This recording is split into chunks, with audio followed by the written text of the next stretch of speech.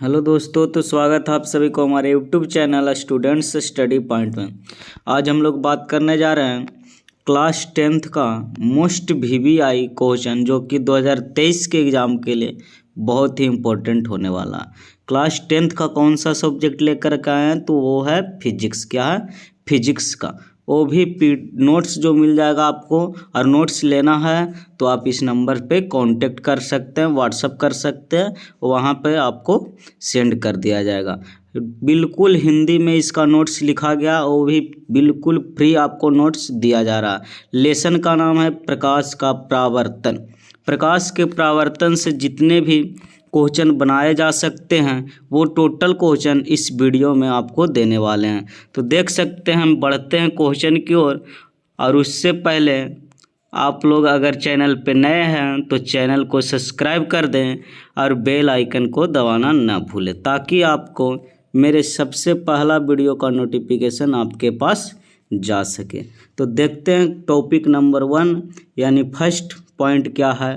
ऐसे करके total 35 points लेकर के आए, ऐसे ही लिख करके, जो कि एग्ज़ाम के लिए सबसे बेस्ट। इसी से ऑब्जेक्टिव भी बना सकता है, यहाँ से सब्जेक्टिव भी बन सकते हैं। तो देख सकते हैं क्वेश्चन नंबर 1 क्या कहता है, सॉरी क्वेश्चन नहीं, टॉपिक यानी कि जिसको कह सकते हैं पॉइंट नंबर 1 जो हमारे पास है वो क्या है कि प्रकाश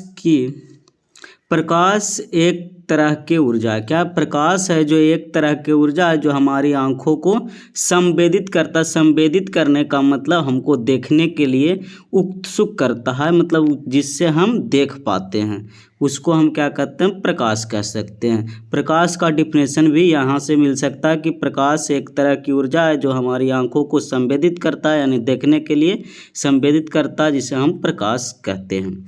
उसके बाद नेक्स्ट कहता है कि निर्वात में प्रकाश की चाल होता है, वो होता है 3 × 10⁸ मीटर प्रति सेकंड।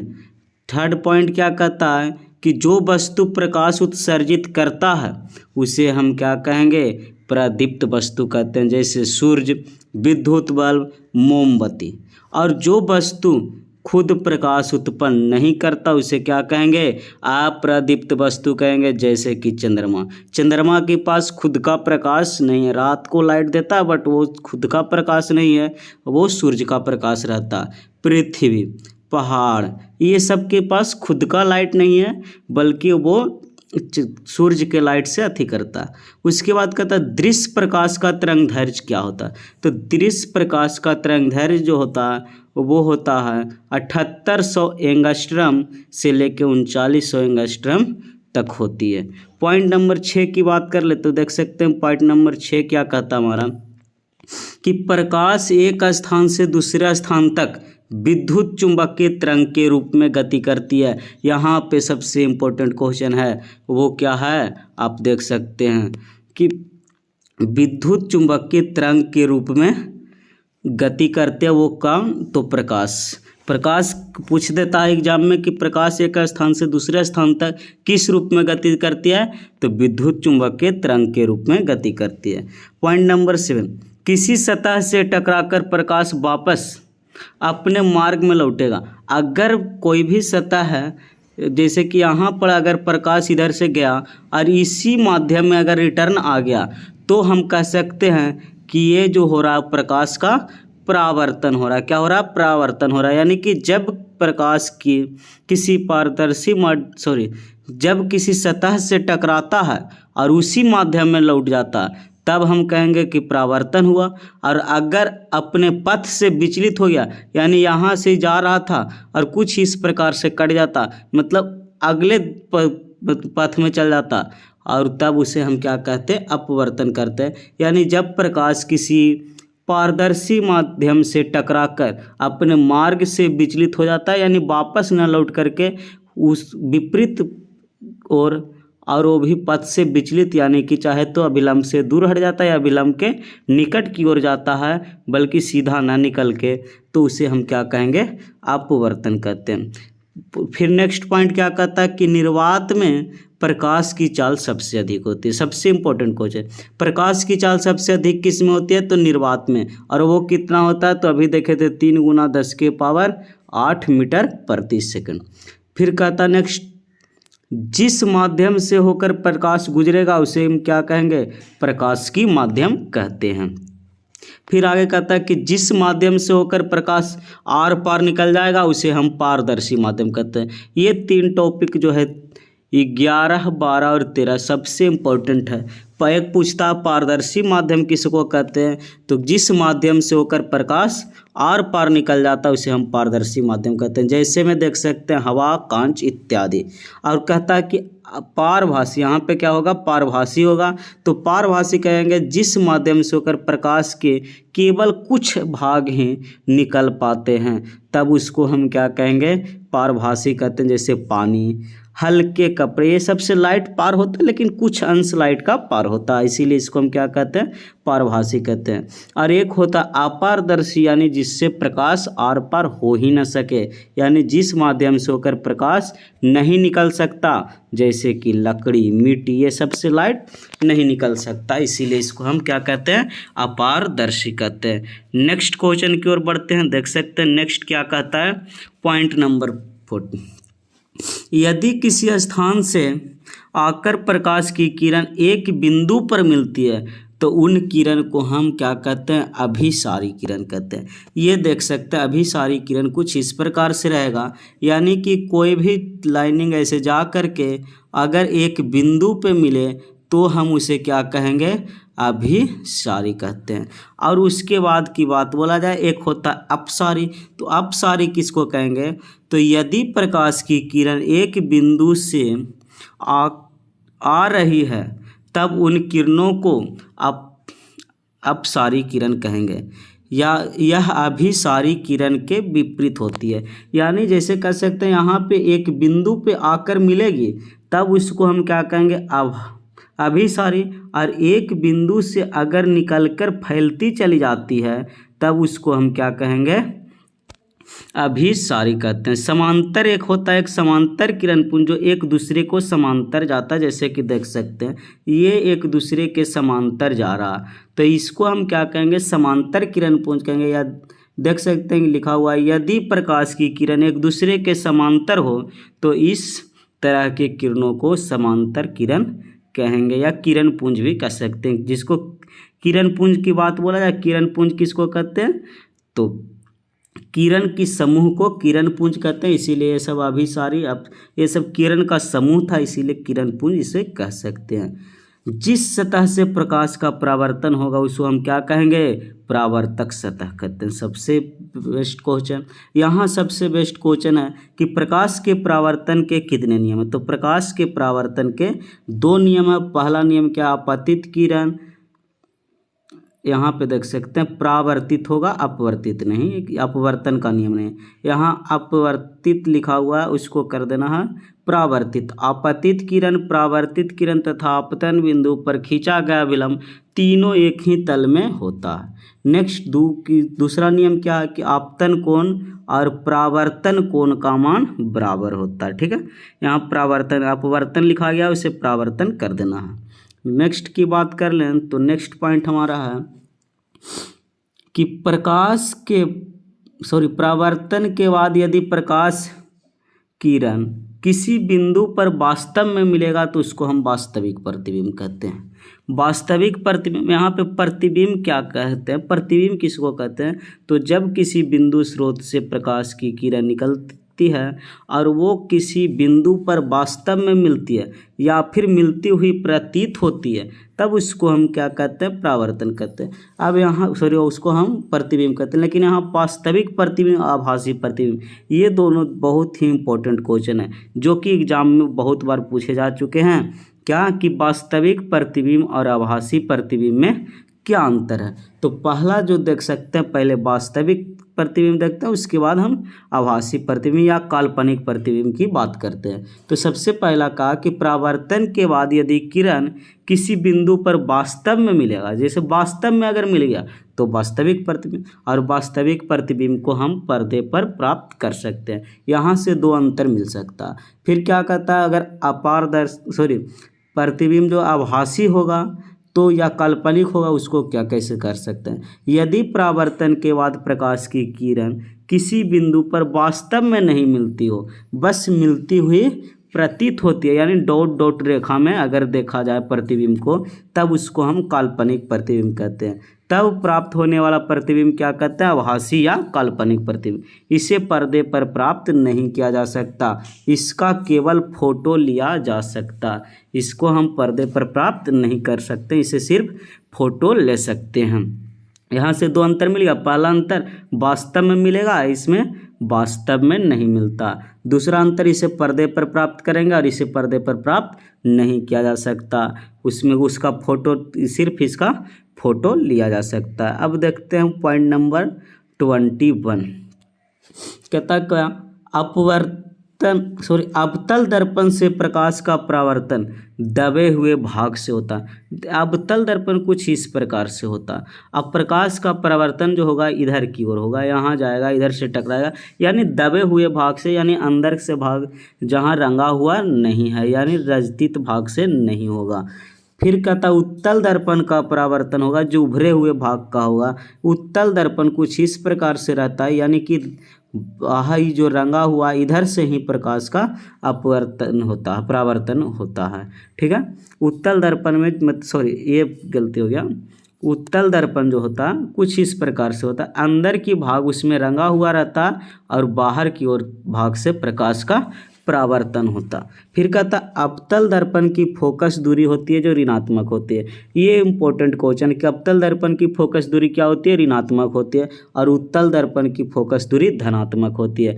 और ये दोनों जो पॉइंट है वो पॉइंट क्या बताता है, आपको न्यूमेरिकल बनाने में बहुत आसान बना देता है कि एफ माइनस ले या प्लस ले, वो देखने के लिए सबसे बड़ी चीज़ है।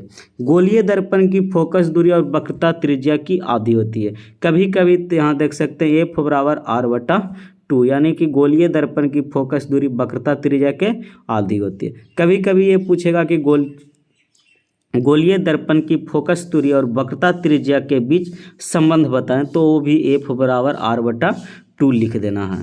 नेक्स्ट की बात कर ले तो देख सकते हैं नेक्स्ट टॉपिक हमारे पास क्या है। यहाँ लिखा हुआ कि अवतल दर्पण द्वारा बना प्रतिबिंब। अब प्रतिबिंब कहाँ रहेगा, वस्तु तो कहाँ प्रतिबिंब बनेगा वो देखना है।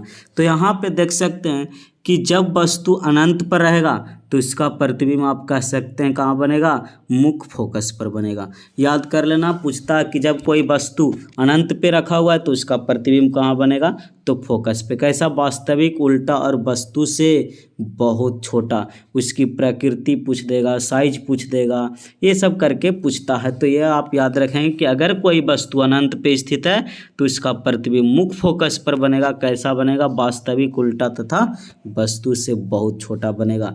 नेक्स्ट, जब वस्तु अनंत और वक्रता केंद्र के बीच स्थित है तो उसका प्रतिबिंब जो बनेगा मुख्य फोकस और वक्रता केंद्र के बीच बनेगा। वास्तविक, उल्टा और वस्तु से छोटा बनेगा।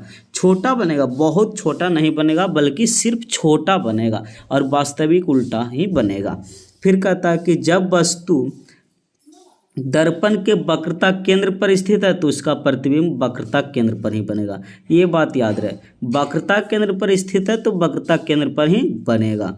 देख सकते हैं इसका प्रतिबिंब वास्तविक, उल्टा, और जब वही बन रहा है तो वस्तु के बराबर बनेगा। नेक्स्ट देख सकते हैं,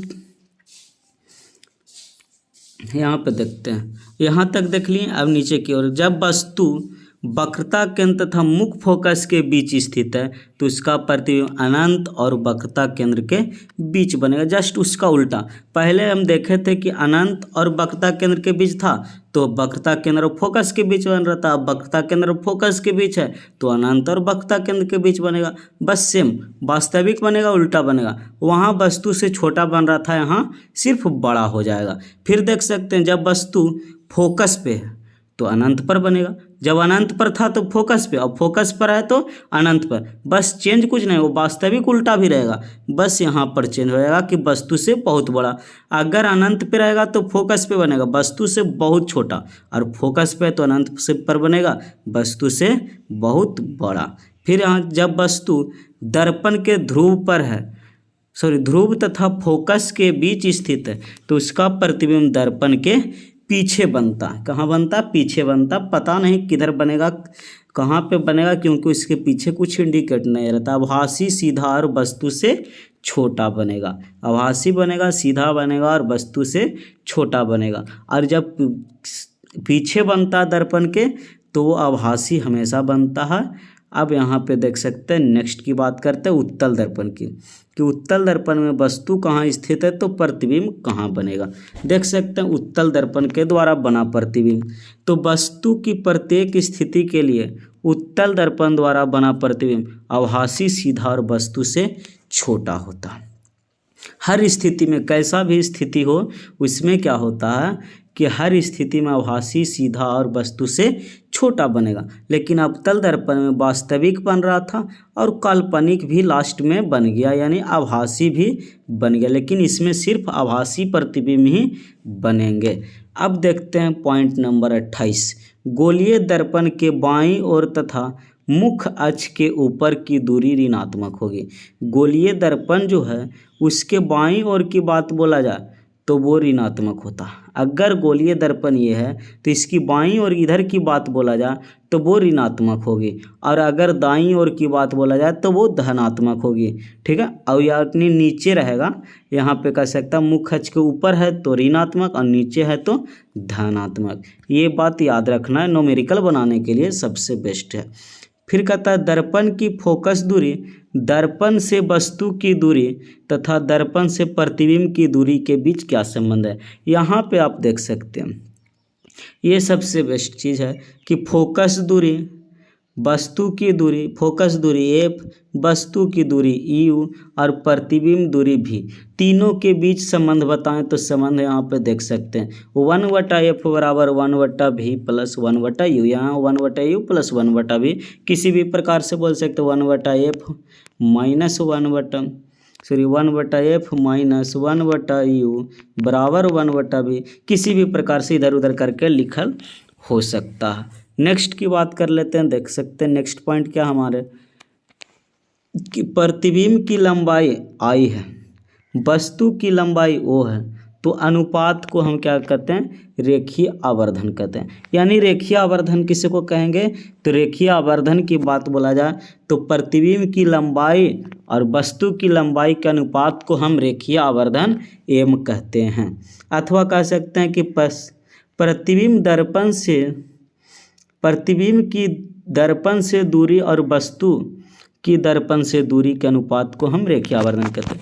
रेखीय आवर्धन के यहाँ पे दो डिफिनेशन है, एक प्रतिबिंब की लंबाई और वस्तु की लंबाई के अनुपात को रेखीय आवर्धन कहते हैं। दूसरा तरह से कह सकते हैं कि प्रतिबिंब की दर्पण से दूरी और वस्तु को दर्पण से दूरी के अनुपात को रेखीय आवर्धन कहते हैं। सेम क्वेश्चन है, अब देख सकते सेम चीज़ लिखा हुआ। अब यहाँ पे देख सकते हैं इसका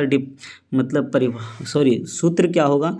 आवर्धन एम बराबर होता है आई जो लंबाई है प्रतिबिंब का, ये वस्तु का, ये प्रतिबिंब है ये वस्तु है, दूरी ये ध्रुव से दूरी दिया हो गया, ये डायरेक्टली लंबाई दे दिया, यानी एम बराबर आई बटा वो भी लिख सकते हैं भी बटा यू, ज़्यादातर भी बटा यू का प्रयोग किया जाता है। नोट, आवर्धन का कोई मात्रक नहीं होता, सबसे बेस्ट। कहीं कहीं पूछ देता आवर्धन का ऐसा ही मात्रक, तो लोग कुछ भी मार देते हैं, लेकिन आवर्धन का कोई मात्रक नहीं होता है, याद रहे। क्वेश्चन देख सकते हैं। नेक्स्ट टॉपिक की बात कर ले तो नेक्स्ट टॉपिक हमारे सामने ये है, दाढ़ी बनाने, आँख, कान, नाक, मुंह इत्यादि की जांच टेबल लैंप में, गाड़ी के मुख्य लाइट में अवतल दर्पण का उपयोग किया जाता है। अवतल दर्पण का उपयोग कहाँ कहाँ किया जाता है तो आप देख सकते हैं, यहाँ पे लिखा हुआ है, टोटल लिख दिया गया, दाढ़ी बनाने में, आँख, कान, नाक, मुंह इत्यादि की जांच में, टेबल लैंप में, गाड़ी के मुख्य हेडलाइट में, मुख्य लाइट में, ये सब कुछ लिखा हुआ। फिर अगर बात कर ले कि उत्तल दर्पण का उपयोग, तो सड़कों पर लगे हुए लैंप में, गाड़ी में ड्राइवर की सीट के बगल में जो लगा हुआ रहता, उसको जो पीछे की वस्तु को देख पाता, पीछे की गाड़ी को देखता, उसको वहाँ की बात बोल रहा, तो उसमें उत्तल दर्पण का उपयोग करता है, जिसको साइड मिरर कह सकते हैं। यहाँ पे फिर बात क्या कहते हैं, उन दो बिंदुओं को जिनमें किसी एक बिंदु पर रखी वस्तु का प्रतिबिंब दूसरे बिंदु पर बने समयुग्मी फोकस कहलाता है। अगर कहता है कि अगर दो बिंदु है जिसमें से किसी एक बिंदु पर रखी वस्तु का प्रतिबिंब दूसरा बिंदु पर बन जाए, तो उसको हम समयुग्मी फोकस कहते हैं। समयुग्मी फोकस केवल उत्तल दर्पण में ही संभव है, अवतल में नहीं। यहाँ पे आप देख सकते हैं। अब यहाँ पे बात कर ले कि इतना ही टोटल था। एक थोड़ी सी हम बात बता दें कि अगर अवतल दर्पण कुछ इस प्रकार से है, तो यहाँ पे जो है वो ध्रुव है, यहाँ पे आपको मिल जाएगा F, यहाँ पे मिल जाएगा C वक्रता केंद्र। अगर अनंत पे कोई वस्तु रखेंगे तो इसका प्रतिबिंब की बात बोला जाए, सॉरी देख सकते हैं, ये है, यहाँ F है, यहाँ C है। यहाँ पे बात बोला जाए कि अगर अनंत पे कोई वस्तु रखते हैं तो उसका प्रतिबिंब हमको यहाँ पे मिलेगा, यानी यहाँ पे रहेगा तो वस्तु का प्रतिबिंब यहाँ मिलेगा, वास्तविक उल्टा और वस्तु से जुड़ा। धीरे से थोड़ा सा और आगे बढ़ेगा, यहाँ पे रखा जाए तो ये प्रतिबिंब की इधर की ओर बनना शुरू हो जाएगा, यानी यहाँ अनंत था, अनंत और वक्रता केंद्र C के बीच में बना, तो देख सकते फोकस और वक्रता केंद्र के बीच बना, वक्रता केंद्र पर तो इधर की ओर आवेगा तो वक्रता केंद्र पर बनेगा, फिर इधर की ओर बढ़ेगा, प्रतिबिंब इधर की ओर बनना शुरू हो जाएगा। इस प्रकार से बनता है, देख सकते हैं। यहाँ पे आप इसका जो PDF नोट्स है वो आप हमसे ले लें, ताकि आपको पढ़ने में कठिनाई ना हो। Thank you so much. फिर मिलेंगे अगले वीडियो में। वीडियो थोड़ा सा लंबा हो गया, बट ध्यान से हर एक टॉपिक को समझो, ताकि आपको एग्ज़ाम में एक भी क्वेश्चन ना छूट सके। Thank you for watching video. Bye bye.